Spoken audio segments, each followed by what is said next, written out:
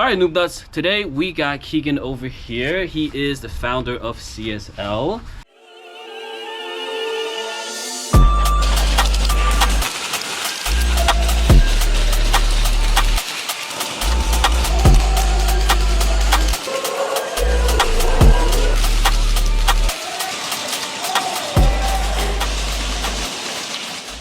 All right, and that is Competitive Speed League, right? Competitive Speedsoft League. Speedsoft League. All right, cool. Before we start, as a warm-up, I'm gonna ask you a series of questions. Sure. Don't think about it.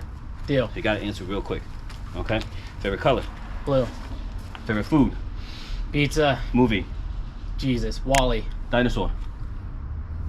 Blanking. T-Rex. 'Cause it's the only one I can think of. That's the only one, okay. Yeah. All right. Sport? Baseball. Baseball. Oh, interesting. Okay.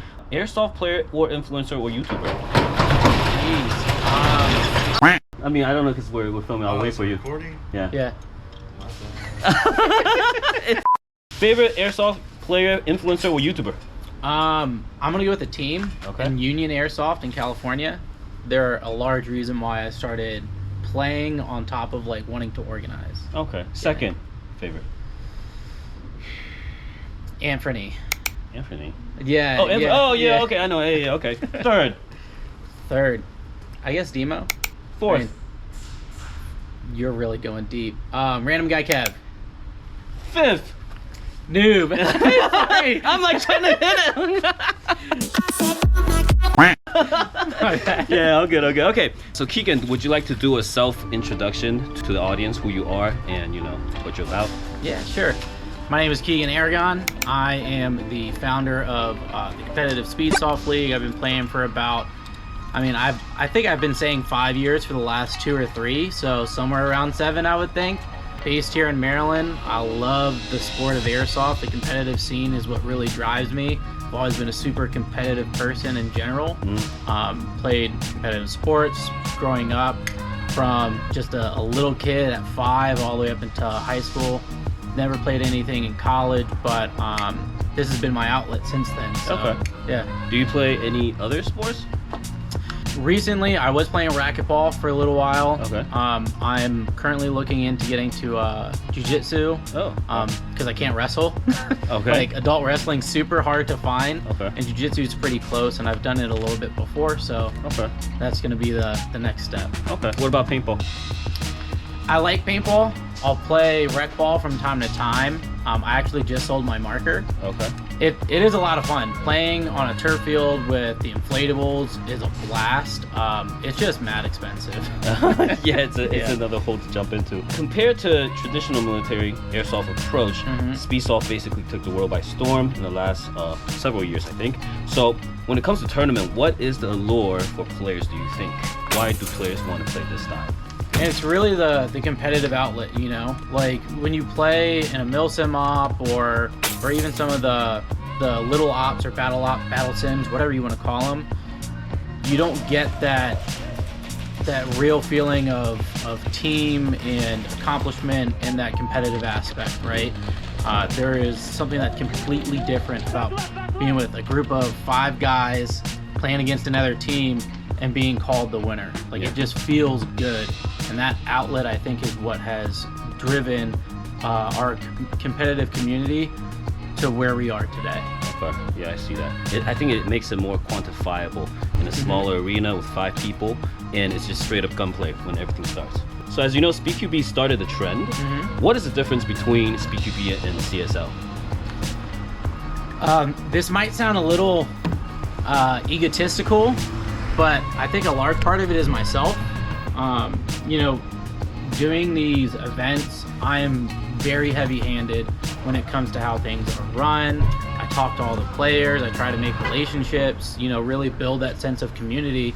But on top of that, I think the CSL as of right now is just really consistent. Okay. That's the one thing that I've wanted to do from day one, is have something that is consistent. You know that every year we're having events from this time to this time around this area, and you can prep for that. In the years past with events, things have kind of just sprinkled around here and there, which makes it really hard. And then on top of that, like, the East Coast gets no love ever. So Yeah, just being an East Coast-based company Yeah. Is a big difference. Okay. How do you fund the league? Like just out of your own pocket? The first 2 years, everything was more or less out of pocket. I remember talking to TJ after our championship last year, and he asked me the same question. He was like, "Hey man, how much are you walking away with?" And it was like $50 at the end of the year. You know, like the whole season, walking away with $50 is like, all right, I'm done with this. Yeah. But again, it was just the drive. So this year, I think, will probably be one of the first years where everything is self-sufficient. Okay. I don't have to pay a ton out of pocket. Our name's getting out there. We have sponsors, things of that nature. So I don't have to always put my own money into it. Yeah. I know because I'm still paying out of my own pocket. So I know. I looked at the rules regarding CSL. So feathering is allowed, and also no mag adapters for pistols. So doesn't it feel like it's geared more towards rifle play? It feels like pistol players are being left out. To an extent, I totally get it. With the CSL, my motto has always been quality over quantity, which is why I really don't like mag adapters. If you watch gameplay footage, whether it be SpeedQB or NSL, or even some of our early stuff where we had adapters, you know, a pistol player will just look out the outside and just shoot a massive amount, and that turns into defensive, like paintball like gameplay, which is really boring to me. I don't like that. So moving over to the gas mags, you have to be a little bit more methodical about how you're going to move about the field. Your shots actually have to hit on the first couple, because if they don't, you're running out of ammo and you're risking getting hit back. What would be the limitation to like rifle players? So right now for rifle players, there is a mag limit. You can have 4 in your person and 1 in your gun. I was actually considering going down 1 mag for this current season, but after talking to the captains, they're like, you know, I don't think it's the right time. And I was like, all right, sure, you know, we'll hold off until the following season. Okay. But I think that will be the progression, is having a little bit less ammo, especially when mags have 250 rounds per mag. Yeah. Like 4 mags is giving you 1,000 anyways. Yeah. You know? Okay. And it's 3 rounds, right, for every match? That's 2 out of 3. Okay. So what is your vision for CSL, the league, in 5 years? 5 years is a long time. It really, so much has changed within the last 2. But 5 years from now, I would like to see something closer to a national level series, and have legit regions, East Coast, Midwest, and West Coast region. So that way we can, you know, end up having nationals and things of that nature. And if things go the way I predict, then we can start introducing divisions too.